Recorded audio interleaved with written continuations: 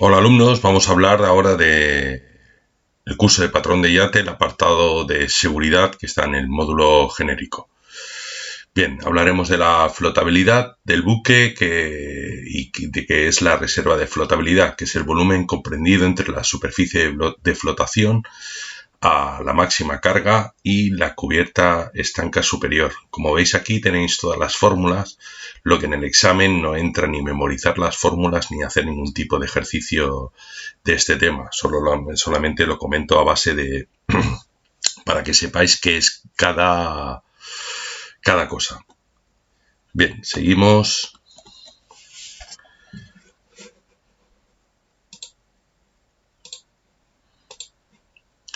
El coeficiente de flotabilidad es la relación existente entre la reserva de flotabilidad y el volumen de la carena. La carena es la parte del barco que está debajo de la línea de flotación, que también es llamada obra viva, como conoceréis ya del PER. El empuje es la fuerza vertical que ejerce el agua sobre el buque. Se aplica en el punto llamado centro de empuje o el centro de carena, que es el centro de gravedad de la carena. ¿Vale? El desplazamiento es el peso del buque para una condición de carga dada. Es igual al volumen sumergido, volumen de la carena por densidad del medio en el que flota, densidad del agua, y si varía la densidad del agua del volumen sumergido, disminuye, pero no varía el desplazamiento.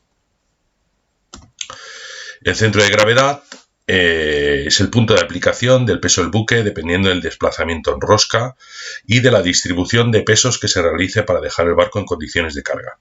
Es el punto de aplicación del desplazamiento máximo.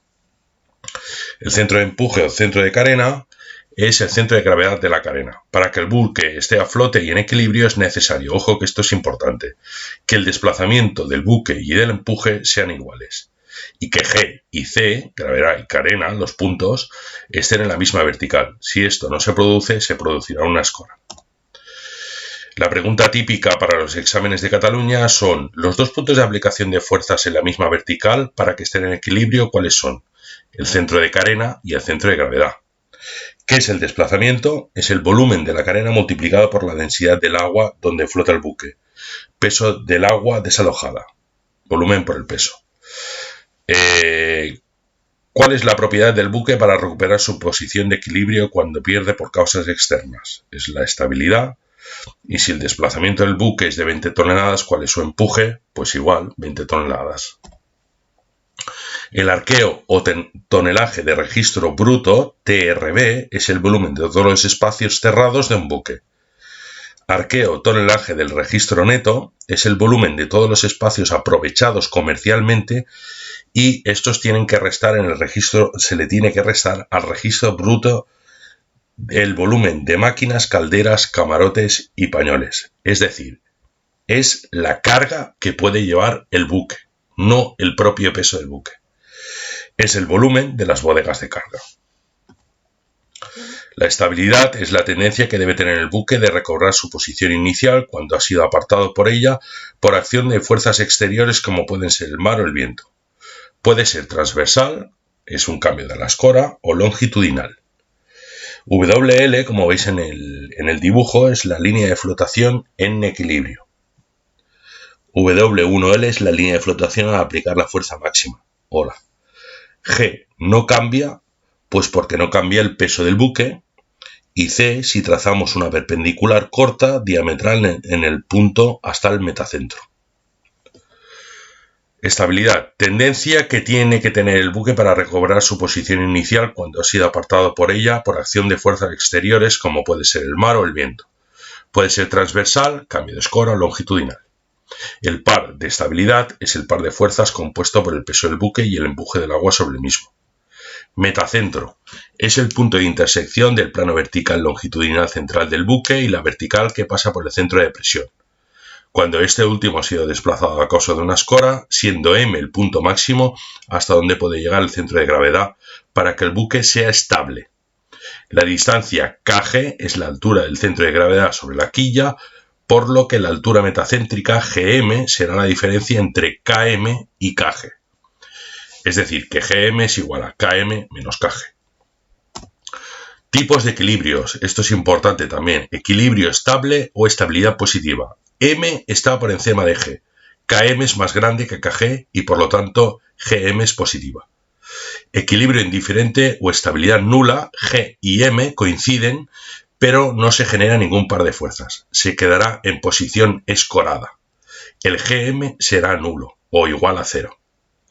Equilibrio inestable o estabilidad negativa. G se halla más alto que M, o sea que el punto G de gravedad es más alto que el punto M de metacentro, y el par de fuerzas hará girar el barco en sentido de la flecha y aumentará su escora.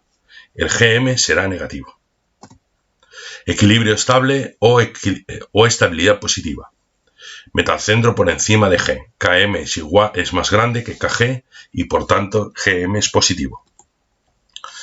Aquí tenéis equilibrio indiferente o estabilidad nula, G y M coinciden, no se genera ningún par de fuerzas, se quedará en posición escorada, el Gm será igual a 0 o nulo, y equilibrio inestable o estabilidad negativa, G se halla más alto que M, el par de fuerzas hará girar el barco en sentido de la flecha y aumentará su escora.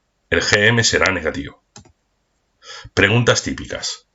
¿Qué han de cumplir el centro de gravedad G y el centro de carena para que el barco esté en equilibrio?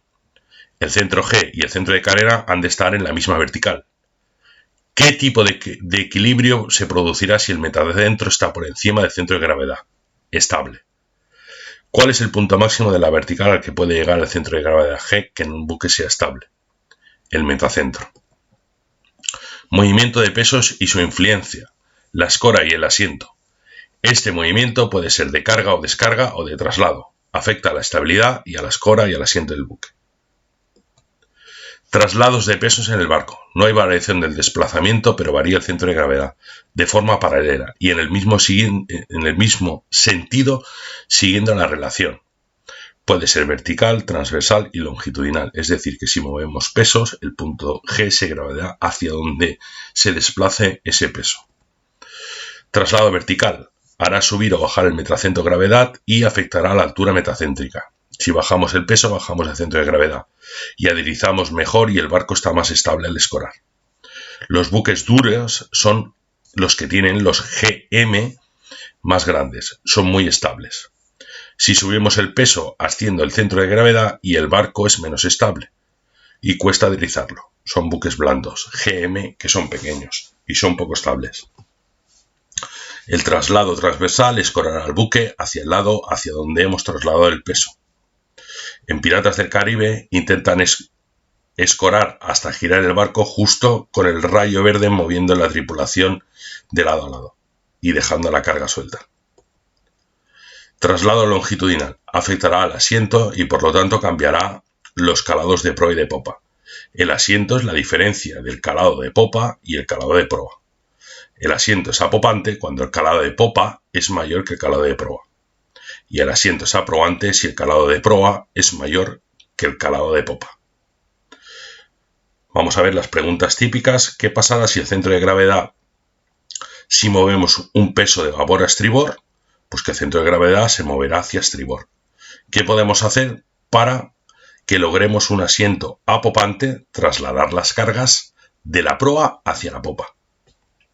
Bien, ahora hablaremos de los equipos de seguridad para la navegación 2, que es la navegación hasta donde puede navegar patrones de yate.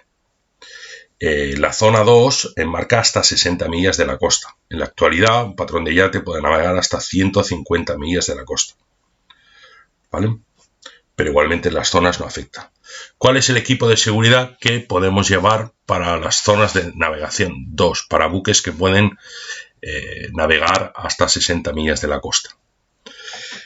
La balsa salvavidas. Toda embarcación del mar de más de 6 metros de eslora deberá llevar balsas salvavidas de 6 a 25 personas según las personas que lleve el barco. Es decir, si el barco está preparado para llevar 8 personas, llevaremos una balsa de 8 personas. Se hinchan mediante gas a presión. Se abren las válvulas hidrostáticas, que se llama zafa hidrostática, para liberar cuando la balsa está a 4 metros de profundidad. Es decir, que si el barco se hunde con la balsa, al estar a unos 4 metros de profundidad, se cortará esa zafa hidrostática y podrá salir la balsa a flote. Deberán recibir revisiones periódicas anuales por personal especializado para asegurar el funcionamiento. Se tiene que reponer la pirotecnia cada año y los alimentos se tienen que sustituir cada 3 años. La botadura de estas balsas puede ser manual o automática, ¿vale? La automática, si se hunde, pues la zafa hidrostática libera esta balsa. Si vuelca la balsa, para girarla debemos poner botellas de hinchado a sotavento, o sea, poner las botellas del CO2 de la balsa a la banda de sotavento, subirnos sobre el suelo de la balsa apoyando los pies en las botellas y agarrarnos de las tiras de la base de la balsa y echaremos el cuerpo hacia atrás, es decir, que con los cabos y los pies sobre donde están las botellas y estando a sotavento, es decir, que en el momento que levantemos un poquito la balsa lo que va a hacer también con la fuerza del viento es ayudarnos a darle la vuelta. En caso de mar gruesa se debe embarcar desde el mar y sentarse ordenadamente equilibrando la balsa. Los equipos de seguridad para la navegación 2, ya lo tenéis en los apuntes cuáles tienen que ser, y os voy a poner un breve vídeo de cómo se tiene que lanzar la balsa.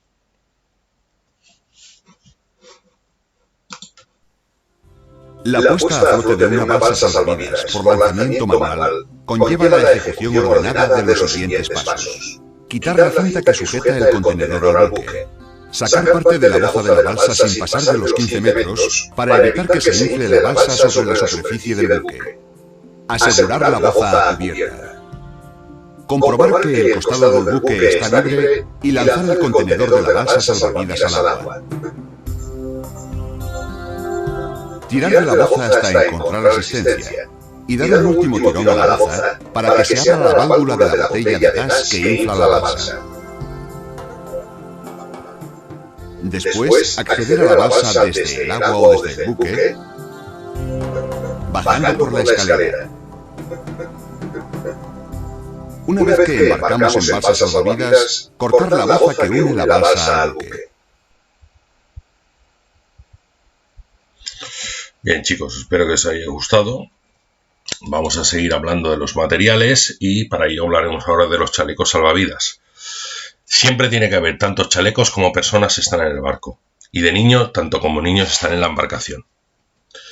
Están hechos de corcho, de poliuretano, con luz y con silbato de color naranja, vivo y con bandas reflectantes. Deben llevar el nombre del buque. Deben ser de tipo solas o homologados por la Comunidad Europea. La flotabilidad debe ser de 150 newtons y deben soportar un salto desde 3 metros, manteniendo a flote una persona inconsciente boca arriba y dar la vuelta en el agua en 5 segundos. Bien, para 150 newtons está medido sobre personas de un peso medio de 75 kilos. Equipos de seguridad para la zona 2 deben llevar también un aro salvavidas de color naranja con bandas reflectantes, con una luz de encendido automático Rabiza de 27,5 metros con el nombre del barco y el puerto de matrícula. El balde contra incendios debe al menos llevar de 2 a 7 litros cada uno con una rabiza de 5 metros para achicar o para contraincendios. Equipos de extinción, los extintores según serán los que establecen en la zona de navegación 2 y el SOLAS. Las luces de navegación, según establece el RIPA, Reglamento Internacional para Prevenir Abordajes, tiene que ser por clase, por eslora y por condición. El ancla y la cadena y el ancla y la estacha y un ancla flotante, dependerá del desplazamiento de la embarcación. El ancla flotante es para reducir las derivas, es decir, si estoy en medio de un temporal y lo que quiero es mantener el barco lo más quieto posible, lanzaría el ancla flotante para minimizar esa deriva. Cohetes con luz roja y paracaídas. En la zona 2 se deberán llevar 6 cohetes con luz roja y paracaídas. Deben alcanzar 300 metros y ser visibles durante 40 segundos. Para accionarlos deberemos estar a sotavento y los lanzaremos con el brazo perpendicular ligeramente inclinados hacia arriba. Las bengalas, en zona 2 se deberán llevar 6 bengalas de mano con luz roja o de color naranja. Deben durar al menos 1 minuto encendidos y deben alcanzar 4 millas de día y 8 millas de noche, en condiciones normales. Debemos leer las instrucciones y tienen que ser igual que como se lanzan los cohetes, a sotavento. Las señales fumígenas, potes de humo, deben haber 2 señales de humo rojo o anaranjado. En condiciones normales deben ser vistas a 5 millas. Un botiquín tipo C, con medicamentos de uso tópico mayoritariamente. Los elementos que llevan las balsas son ancla de capa, lona en forma de saco unido al cabo que sirve para evitar el abatimiento y capear el temporal, heliógrafo o espejo de señales, muy útil y difícil para hacer señales con ayuda del sol a otras embarcaciones en caso de emergencia. El silbato para avisar de nuestra presencia en condiciones de mala visibilidad. Y los chalecos es muy útil para que si alguien cae al agua es más fácil y se oye más alto el hecho de silbar. Las válvulas de sobrepresión, para evitar la sobrepresión en la balsa, tienen que estar abiertas de día y cerradas de la noche. La presión debe estar entre 80 y 100 gramos. Y los fuelles para hinchar la balsa cuando disminuya la presión excesivamente. Las radiobalizas son transmisores de ondas radioeléctricas de emergencia que emiten señales distintivas del barco en caso de siniestro para facilitar el rescate. Deben tener una autonomía de al menos 48 horas. Suelen ir en cubierta, estivadas de forma segura, se pueden accionar de forma manual o automático con una zafa hidrostática en caso de que se hundan o tengan contacto con el agua, y se activan de forma automática vía inmersión. Los sensores están por la zona debajo de la radiobaliza y se activan al momento de tocar el agua. Cuando están funcionando se enciende una luz y si se activa accidentalmente hay que llamar a salvamento marítimo para comunicar que ha sido un error. Los tipos son el PIRP de Cospas Sarsat o Inmarsat de pago, ¿vale? En el manual tenéis los diferentes tipos de radiobaliza que hay. Los arneses de seguridad no son obligatorios, pero son muy recomendables, sobre todo a la hora de haber mal tiempo y en guardias solitarias. Normalmente las guardias siempre tienen que ser de 2 personas. Y estos arneses van atados a unas guías que van de proa a popa para poderse desplazar a través del barco. El respondedor de radar o SART abreviado avisa mediante luz y un sonido intermitente de forma continua que la onda de radar ha activado el sistema de rescate. Esto normalmente sale también en los exámenes. Preguntas. ¿Cuándo cortaremos la driza de la balsa salvavidas que nos sujeta en el barco? En el último momento después de pasar la lista a toda la tripulación, es decir, que todo el mundo está embarcado ya en la balsa. ¿Qué autonomía debe tener una radiobaliza de 406 MHz? 48 horas. ¿Cómo nos ayudaremos para darle la vuelta a un bote salvavidas? Nos apoyaremos en sotavento y levantaremos por barlovento para que el viento nos ayude. ¿Es obligatorio el uso de arnés de seguridad? No es obligatorio, pero sí recomendable con mal tiempo y en guardias solitarias. ¿Cómo vamos a proceder al abandono de la embarcación? Disponer de cuadro orgánico de abandono del barco. Antes del abandono, previo abandono, para parar el motor para no perder la balsa al lanzarla, activar la radiobaliza, ponerse chaleco salvavidas, poner rumbo a tierra, destrincar de cubierta todo lo que pueda flotar, preparar mantas, botiquín, agua potable y comida, pedir socorro por radio dando situación y nombre del barco. El abandono tiene que ser ordenado por el capitán o por el patrón. Encender bengalas o cohetes si el barco está a la vista. Pasar lista para el uso de las balsas salvavidas, aros y las raciones. Tomar el VHF portátil, material pirotecnia y documentación. Y si se dispone de vestir de trajes de inmersión o trajes secos. Coger cabos, linternas y cuchillas y lanzar los materiales que permitan construir en la balsa. Durante el abandono, con buen tiempo, abandonar el barco por barlovento y así se dejará más rápida, evitando la succión. Con mal tiempo, por sotavento, para darnos resguardo. Mejor soltar las balsas al saltar en ellas, embarcando directamente en ellas. Abandonar el barco vestidos con el calzado más ligero que dispongamos y algo de gorro. Al embarcar la balsa, vigilar de no dañar la balsa con la ropa y elementos cortantes. No saltar del barco por el costado alto sin usar cabos para deslizarse. La banda escorada tendrá menos altura para saltar. Si no hay opción, saltaremos de pie con las piernas juntas y con el cuerpo recto. Con una mano cogeremos el chaleco para que no nos golpee en la barbilla y con otra nos taparemos la nariz. Pasaremos lista en la balsa antes de cortar el cabo, soltarlo, y si estamos, cortamos el cabo, nos alejamos del barco rápidamente y en caso de incendio abandonaremos por barlovento para evitar los humos y gases.